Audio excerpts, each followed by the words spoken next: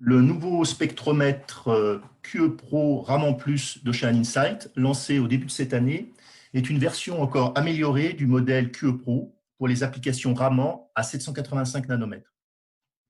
Améliorée parce qu'une meilleure sensibilité grâce à un nouveau réseau plus dispersif et plus efficace, combiné à des miroirs dichroïques traités en argent.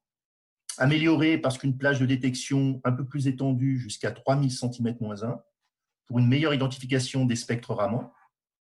Améliorée également par l'utilisation de montures optiques cinématiques pour un meilleur ajustement et une meilleure stabilité mécanique du banc optique. Nous proposons aux utilisateurs du précédent modèle une mise à jour vers le nouveau QE Pro Raman Plus. Comme tous les spectromètres de la gamme Ocean Insight, il est garanti 3 ans et livré sous 5 semaines. Les spectromètres de cette série intègrent un capteur unique de chez Hamamatsu, référencé S1031-1006. C'est un détecteur CCD 2 dimensions, dit aminci, d'une matrice de 1024 par 58 pixels. Comme le montre la courbe en rouge en haut à gauche, ce détecteur a une meilleure efficacité quantique que les détecteurs CCD linéaires, la courbe en violet. On note un taux de conversion des photons en photons-électrons de 80% à 250 nanomètres et jusqu'à 90% à 700 nanomètres. Deuxième particularité de ce capteur, son refroidissement par Peltier, qui permettra un temps d'intégration jusqu'à 1 heure, tout en conservant un faible bruit de fond, comme illustré avec les courbes de son niveau de bruit en bas à gauche. Et enfin, les 58 lignes du capteur sont sommées, ce qui permet d'optimiser considérablement la sensibilité du banc optique. Tous ces points en font le capteur idéal pour les applications de très faible niveau de lumière.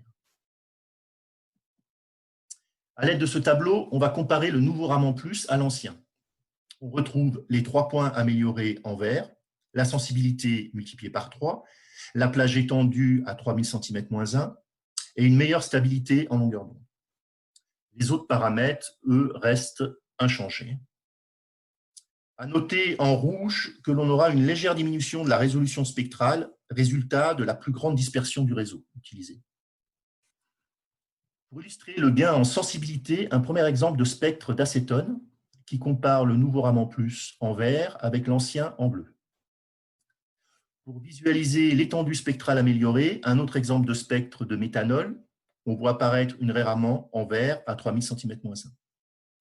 Comment configurer un système Raman schématisé à gauche? On aura besoin du spectromètre, du laser, de la sonde Raman, d'un porte-échantillon, du logiciel d'acquisition, ne pas oublier les lunettes de protection laser. Ce système vous sera présenté en détail au cours de la démonstration. J'ai ajouté un plan de l'extrémité de la sonde Raman pour en expliquer son fonctionnement.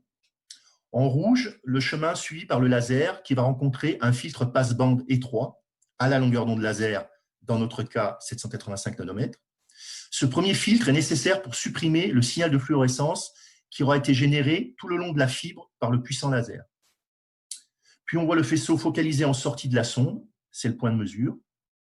Sur le chemin de retour en bleu, le signal récolté qui rencontre un filtre PASSO, toujours à la longueur d'onde de coupure du laser 785 nanomètres. Ce deuxième filtre va couper la longueur d'onde du laser qui pourrait saturer le détecteur et il ne laissera passer que le signal Raman.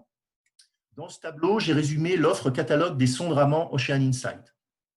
Sont proposées, comme vous pouvez le voir, des sondes de type sans contact ou à immersion, de matériaux différents pour résister à la corrosion chimique, à la température ou à la pression, disponibles en 2 longueurs d'onde, en 2 longueurs 1,5 ou 5 mètres, et avec des distances de travail fixes ou variables. Elles sont toutes disponibles pour des longueurs d'onde laser à 532, 638, 785 et 1064 nanomètres. On utilisera lors de la démonstration la première référence RIP-RPB à 785 nanomètres, donc qui a une distance de travail de 7,5 mm. Si vous ne trouvez pas la sonde adéquate à votre besoin dans ce catalogue, nous réalisons des sondes Raman sur mesure. N'hésitez pas à nous consulter. Nous continuons avec les listes des porte-échantillons pour sondes Raman qu'on peut utiliser avec des échantillons soit solides, des poudres, des liquides, et aussi pour les lames de microscope, notamment pour les mesures CERS. On notera les versions avec platine de translation pour positionner précisément le point focal sur l'échantillon. Passons aux applications. La spectroscopie Raman est utilisée pour mesurer le glucose par voie transcutanée chez des patients dont la glycémie est surveillée. Le glucose, sous forme de poudre, est facilement détectable par Raman. Mais cette molécule est très soluble dans l'eau, où elle devient alors difficilement détectable. Cela est très bien illustré sur les spectres à droite, où les pics Raman sont bien visibles avec le Raman+, en vert, même sur la solution liquide. Dans cette application, on développe des nanocapteurs pour la détection de fongicides. Le TIRAM est principalement utilisé comme fongicide pour faire des traitements à large spectre sur des semences agricoles. Utilisé en très faible quantité, on utilise la technologie CERS, Raman pour le détecter. Ici, on ajoute à la solution de TIRAM des nanoparticules d'or qui vont exalter le signal Raman en générant des résonances plasmon. On voit deux choses intéressantes sur la courbe, le gain en sensibilité du Raman+, et aussi l'apparition de pics Raman supplémentaires dans la région 800-900 cm-1. Pourquoi une plage spectrale plus étendue est importante en Raman? Ce troisième exemple est tiré d'une publication scientifique qui montre l'importance de la plage pour identifier le polystyrène dont les pics d'importance se trouvent à 3000 cm-1. Dans les cas de figure où vous avez identifié les pics Raman d'intérêt de vos échantillons autour de 3000 cm-1, il est intéressant de savoir que vous pouvez choisir à l'achat du spectromètre de décaler la plage spectrale de mesure, par exemple démarrer à 810 nanomètres au lieu de 785, ce qui donnera une plage Raman en cm-1 de 400 à 3230 cm-1. Donc on ira plus haut, au-dessus de 3000 cm-1. En contrepartie, bien sûr, on n'a plus accès à la plage en dessous de 400 cm-1. La spectroscopie Raman est devenue la technique préférée pour l'identification chimique. Elle permet une analyse chimique fiable et non destructive des solutions aqueuses, des poudres, des comprimés, des gels, des surfaces, ce qui la rend extrêmement polyvalente et applicable à un large éventail de domaines qui sont classifiés ici en fonction de la longueur d'onde laser. Son prix. Le spectromètre QE-Pro Raman+ est au prix de 12 026 € hors taxe. Si vous possédez un ancien modèle QE-Pro, sorti en 2014, vous avez la possibilité de le mettre à jour pour un montant forfaitaire de 1 798 €. À noter que les modèles antérieurs à 2014, qui sont les spectromètres référencés QE65 Pro et QE65000, ne sont pas concernés. Pour terminer, récapitulons en 5 points les avantages du QE-Pro Raman+. Des limites de détection inférieures grâce à sa sensibilité améliorée, une plage de longueur d'onde plus étendue, une plus grande stabilité spectrale pour faciliter l'appariement aux bibliothèques spectrales Raman, nouvelle configuration pour un tarif identique et possibilité offerte à nos clients de mettre à jour à moindre coût leur ancien modèle. Le fabricant Ocean Insight, par l'amélioration continuelle de ses spectromètres, reste le leader mondial dans le domaine. La présentation va se terminer avec un tutoriel vidéo sur le module Raman du logiciel OceanView dernière version 2.0. Avant de vous présenter la prise en main du logiciel OceanView 2 pour mesure Raman, voici le système de mesure qui va être utilisé, à savoir un laser d'excitation IPS, multimode à 785 nanomètres, produisant une puissance moyenne de 350 mW minimum, une sonde optique permettant l'excitation et la collection du signal en filtrant les composantes non Raman, un porte-échantillon et le spectromètre QE-Pro Raman à 785 nanomètres. Donc commençons donc par la source d'excitation, le laser. Il est livré avec une paire de lunettes de protection adaptées aux puissances utilisées, une clé d'allumage, un bouton d'arrêt d'urgence, un shutter intégré permettant de couper le signal laser. On peut également régler la puissance à l'aide du potentiomètre et l'affichage du courant indicatif. Le laser est fourni avec une sortie FC et il faut veiller à adapter la puissance du laser en fonction de la nature de l'échantillon afin d'éviter l'altération de ce dernier. Concernant le porte-échantillon, il est livré avec plusieurs adaptations pour cuvette et flacon, et ainsi qu'un capuchon de protection pour minimiser le bruit. La sonde comprend un shutter intégré et vient focaliser et collecter le signal à 7,5 mm de la sonde. Il faut veiller à appliquer une courbure de fibre sans trop de contraintes pour éviter des pertes ou courbures. Lors de la mesure, il ne faut pas oublier d'ouvrir le shutter sur la sonde, indicateur rouge, et il est important de régler la position du flacon de manière à bien exciter l'échantillon et non le flacon en lui-même.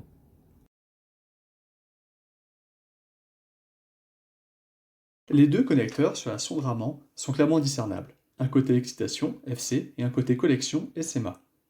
Attachez le côté excitation au laser, l'autre connecteur SMA au spectromètre.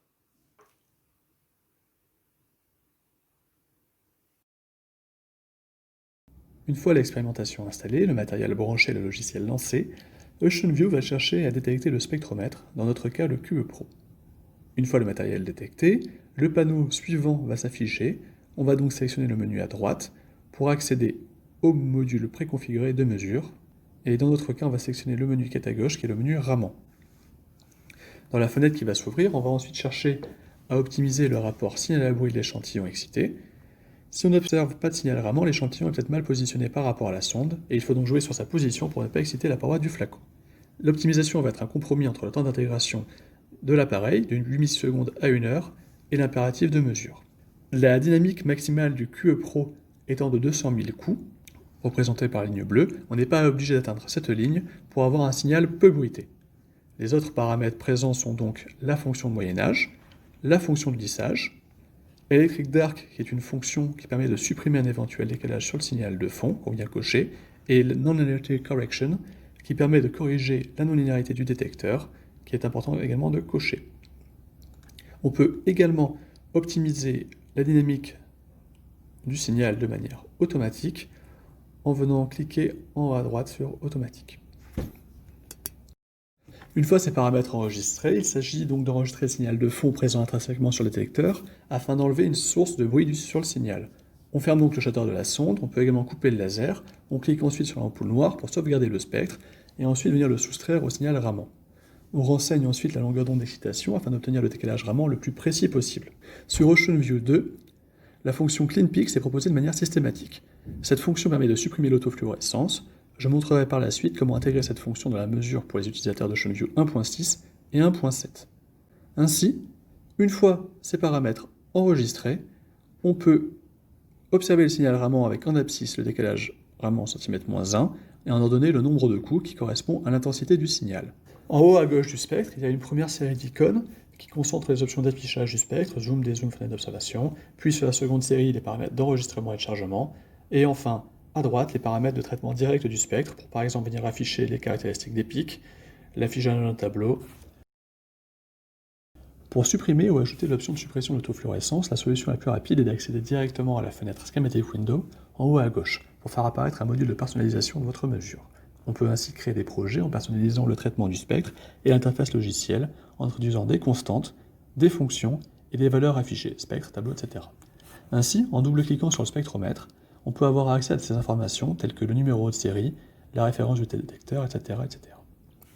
Sur l'écran, en bleu, les données enregistrées, en gris clair, les fonctions de calcul, et en gris foncé, l'affichage des grandeurs acquises. Pour supprimer l'option CleanPix, on vient donc cliquer droit sur le module, puis CleanPix, puis cliquer sur Delete. On raccorde ensuite par une flèche le module soustraction du fond au signal effectif au module de conversion en décalage Raman, en appuyant simultanément sur CTRL et clic gauche de la souris. Ainsi, le spectre qui apparaît comprend désormais l'autofluorescence. De même, pour réintégrer la fonction CleanPix, on clique droit sur Advanced Math, CleanPix, pour faire réapparaître le module qu'on vient ensuite raccorder, comme précédemment expliqué, CTRL clic gauche de Subtract à CleanPix, puis CTRL clic gauche de CleanPix vers Raman Shift. Et ainsi, l'autofluorescence est de nouveau prise en compte. On peut donc enregistrer par la suite ces projets personnalisés en allant dans File, Save Project.